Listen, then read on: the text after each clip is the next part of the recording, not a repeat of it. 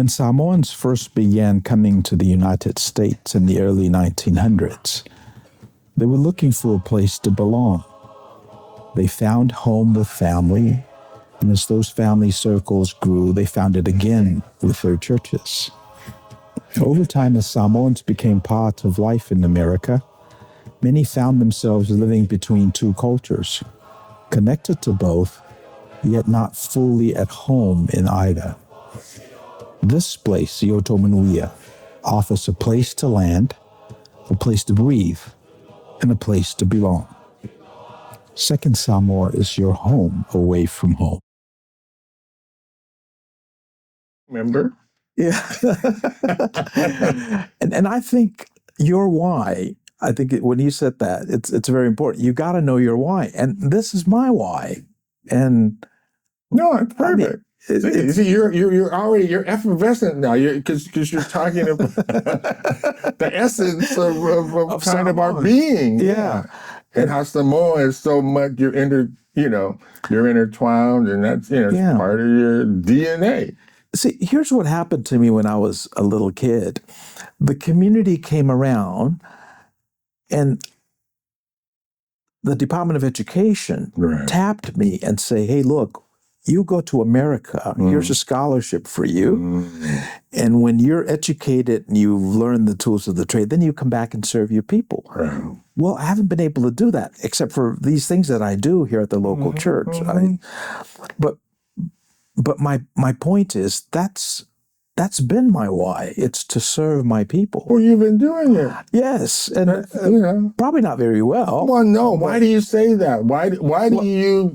Because there's always room for improvement. But we're more critical of ourselves. And no, it's not critique. It's humility, because a lot of people don't have that. And I'm thinking about the diasporic Samoan community who bought into this John Wayne motif that they ought to be number one. It's called second Samoan for a reason, not first Samoan. You understand? I mean, and I found it here. I came here and it was called second Samoan. So I just It was already here when you came? It was already here. It's been 50 years. Second Samoan was the church started in 1976.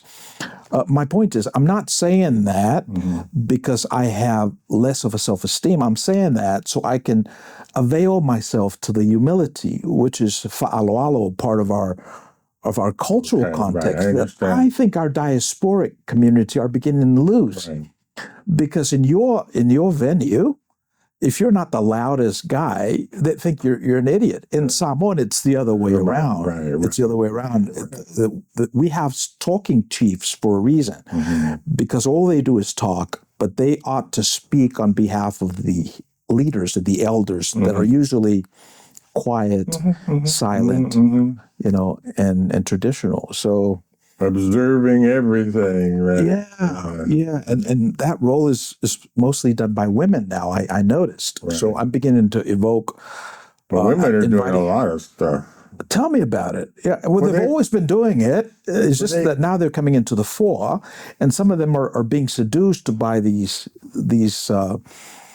toxic masculinity pieces that are converting our women into these fembots, let's say.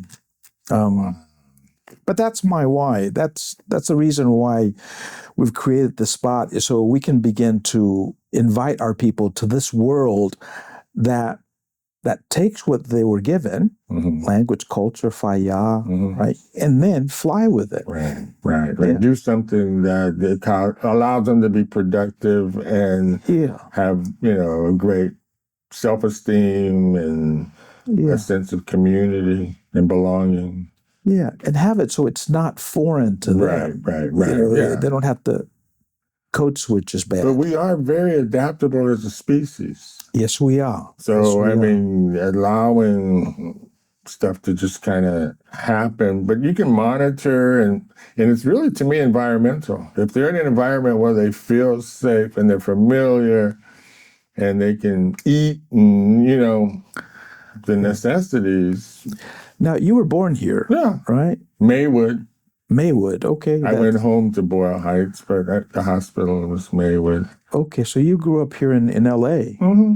Near downtown, Boyle Heights. Okay, so you've seen this community change. You've seen Samoans come in. And I had Samoan good friends. Yeah. And I played basketball. They played football. We were a melting pot. Yeah. Right? I mean, close friends. See, Zion. We played on the city but the city championship at Poly Pavilion together. Okay. It was great. And his older brother was even more incredible. I mean, I think when you were growing up, it was not okay to be not American. It was good to bring your culture, but don't speak too highly about it. Well, the language was just one assimilate thing. And get in line. The assimilation was the language. Okay. And everything else, we were a melting pot. So and we were tied together by communities. How we walked to school, who we did things. The Boys and Girls Club was a great kind of inner community.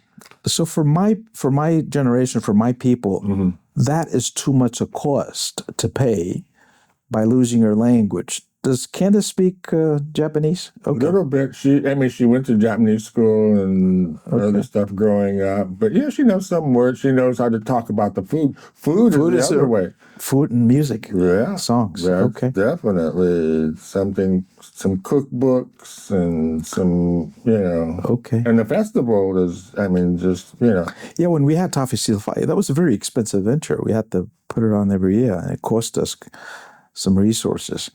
And if we can get streamlined, those pieces, and that's another part of what we're trying to do. We've got to have the dominant culture consider Samoans, equal. There's not much that's really equal, but it's comparable or not lesser than. But equality is real. We set ourselves up for a lot of stuff. We need to do some work there. That's what I was talking about, right and wrong. There's all this space in between what we would say is right or wrong. Okay. But we make these right and wrong decisions all the time where it's somewhere in between because it can be right, but it can also be wrong in certain, anyway. Okay. So I think that's the granularity in terms of how we are in our communication that makes the difference as opposed to just cliches and generalities and niceties and So if we get rid of right and wrong, what will we replace it for? What would the value system? Well, you can even say it's kind of right, it's kind of wrong, but I mean, what's the saying it's right or wrong? What difference is it going to make? Yeah, because you want to have this proclivity towards that which is right. That's well, you can say I don't agree with it, right? Or I don't. That's not something I would do. But to put this, I mean, that's a snap judgment. Right. Okay. So right and wrong is at a level other than presentational, right? I mean, there's preferences at the presentational level. Right. But once you get up to that moralistic piece, then it's a totally different. It's got to be right. Well, okay. Right? Yeah. If you're following the Bible. But I think the Bible, in my mind, and this could be a whole can of worms, is written kind of metaphorically so that our interpretation is everything. There's some widely accepted aspects of it that, go on. But I think the nuances of it could be misconstrued by whoever gets the notion to put forth what they think about it.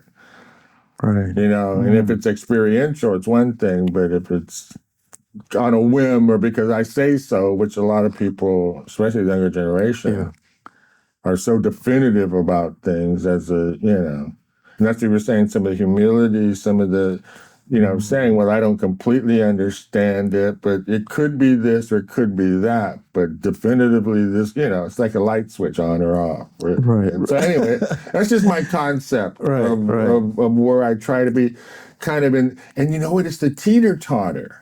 It's this whole teeter-totter. If you have more on this side than you have on that, then that goes up and that goes down. If you have more on that, that goes down. This whole teeter-totter effect is the equilibrium that I think we live in. And so I like staying kind of in my Dantian and with the chi connected to the earth and then moving through space like clouds. So that's my metaphor for being.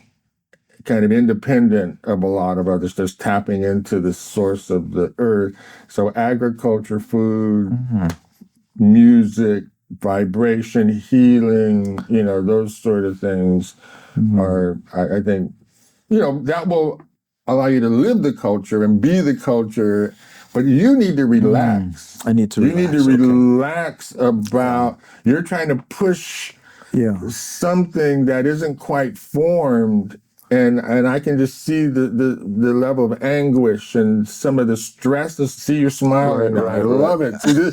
So more smiles and even clowning around. I have a friend that is like this incredible guy, and he does all these clowns, but he's come up through clown culture, and it's very sophisticated clowning. He's the only one at the Magic Castle that dressed up as a clown to do his interview over all these years. Anyway, he's a good friend of mine. He just contacted me yesterday. But clowning around, that whole allowing, I mean, it's not all the time, but it lightens and to have a laugh or a chuckle or anyway. Let me see if I can locate that. In the Samoan community, it's called Faleaitu.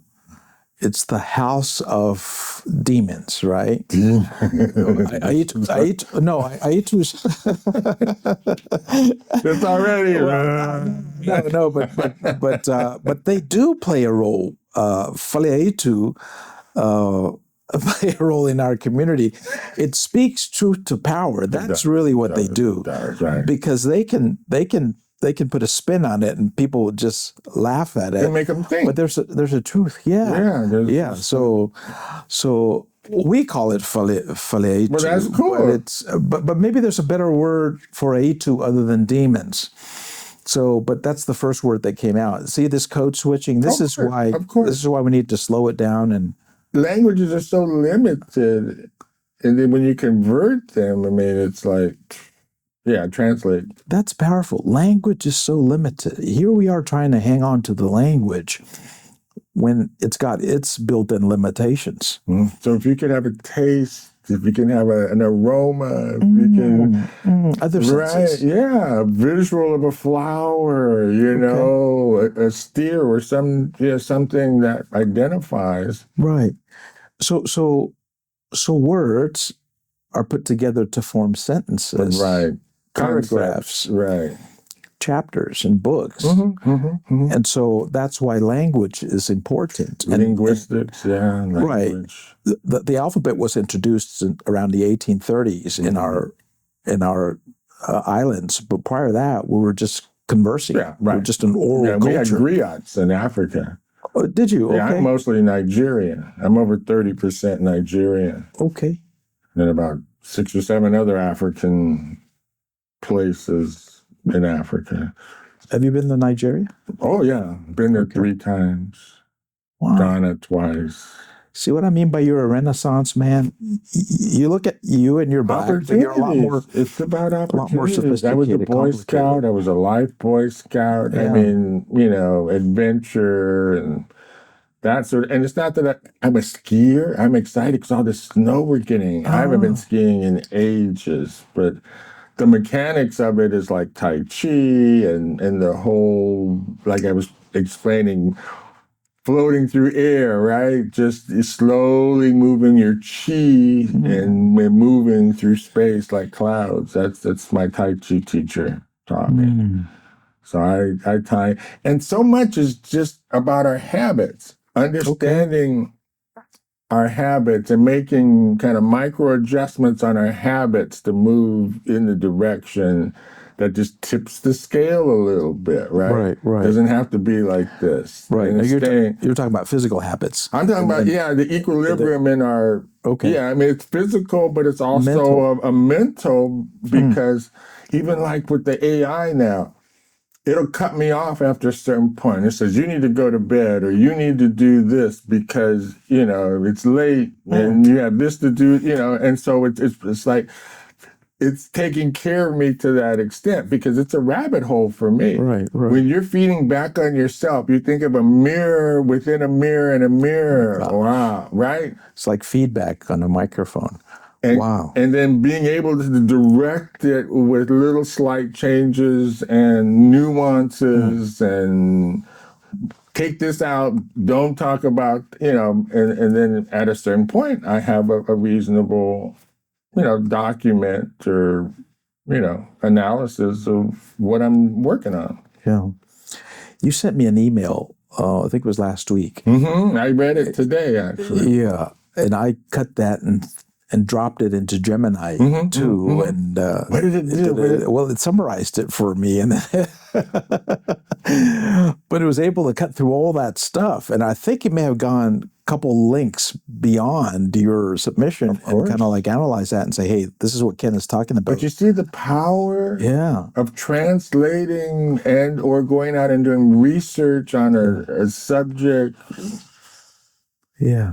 And I think this interaction is going to trump a lot of these AI-supported pieces because this is real. Are you real, Ken? I'm real. I don't know. I mean, as real as I can. I mean, and Robert's behind the camera. He's as real as they come. So. Right. Yeah. So, okay. Well, this is good. This is good. We always have these kind of times together, right? They're always kind of short, but now I can afford to spend time because this is part of our ministry. We're pivoting. We want to be a place where there's value added. The ideas, the tofamanino, are aggregated here and be able to interrogate one another. You come from a very huge background, and I bring my baggage also, and we're able to dialogue on this space. And it is my hope that when our community accesses this, they'll be able to just extract the essence of our conversation and kind of find the spots where it lives meaningfully in their own lives. So thank you so much, Ken, for stopping by. You're so welcome. Thank you for inviting me. We'll do more. Let's do it. Do it again. Right. Thank you for spending time with us. If you found this content helpful, please like the video, share it with others, and subscribe to the channel so we can continue bringing these insights directly to you. Yo, Manuia.